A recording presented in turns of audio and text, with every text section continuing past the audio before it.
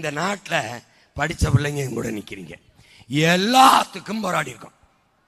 படித்த ஆசிரியர்கள், கற்றறிந்த பெருமக்கள் நிறைந்திருக்காங்க. இந்த நாடு இந்த ஆட்சி முறை மாறாமல் இருக்கிறதுக்கு பெரிய பொறுப்பு இருக்க வேண்டியது ஆசிரியர் பெருமக்கள், கிறித்தவர்கள், இஸ்லாமியர்கள், அரசு ஊழியர்கள். இவங்க தான். இந்த ஆசிரியர்கள் திரும்ப திரும்ப திரும்ப வீதியில் வர்றது, பணி நிரந்தரம் கொடுங்க. ஐயா ஸ்டாலின் ஆட்சிக்கு இல்லாத போது, நான் வந்தால் பணி நிரந்தரம் உறுதியாக தருவேன், நான் வந்தால் உங்களுக்கு சம்பள உயர்வு, எல்லாம் பழைய ஓய்வூதியம் எல்லாம் சொல்லிட்டு போயிட வேண்டியது. வந்தவருக்கு செய்யலை, அப்புறம் போராட்டம்.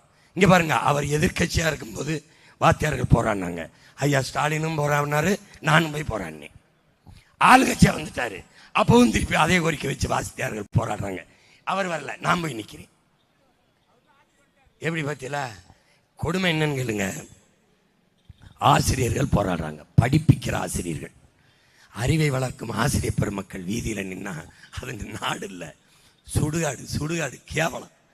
திருப்பி உலகத்துக்கு சோறு போடுற விவசாயி இருக்க மாதிரி ரோட்டில் நிற்கிறான். ஏன்?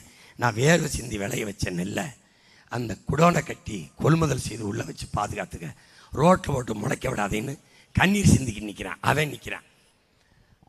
மருத்துவர்கள், உயிரிழக்கும் மருத்துவர்கள் சாலையில் நிற்கிறாங்க சம்பள உயர்வுக்கு. ஆசிரியர்கள் சம்பள உயர்வுக்கு, செவிலியர்கள் சம்பள உயர்வுக்கு. ஒரே ஒரு துறை தான் போராடல, போலீஸு.